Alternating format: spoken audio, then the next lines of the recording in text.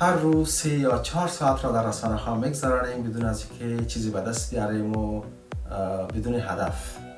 چه خوب است که از این فرصت زیبای آنلاین استفاده کنیم، از این اینترنت استفاده کنیم و صاحب کسب و کار آنلاین خودمان باشیم نزد خانواده و فامیل خود.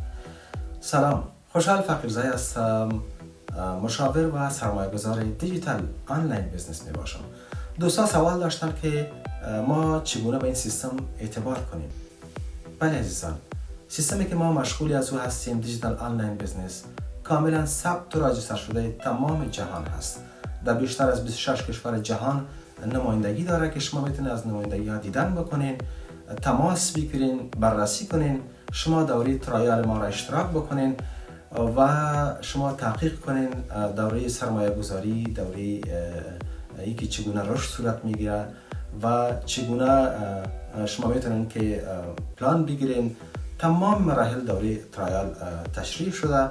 شما میتونین که با کمپانی تماس بگیرین. یک خوبی از این بیزنس ما هست که تمام عزیزایی که اجازه کار داشته باشن و اقامت همان کشور داشته باشن میتونن که وارد از این بیزنس شون. کسایی که اجازه کار ندارن نمیتونن که وارد از این بیزنس شون. ما در برابر درآمدی که داریم در این بیزنس سالانه و در هر کشوری که هستیم مالیات پرداخت میکنیم.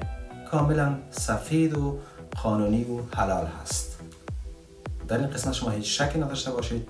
برای معلومات بیشتر در وبسایت من راجستر کنید که تمام معلومات اولیه را با شما شریک کنم و شما بررسی و تصمیم بگیرید. خداوند یار و یاورتان.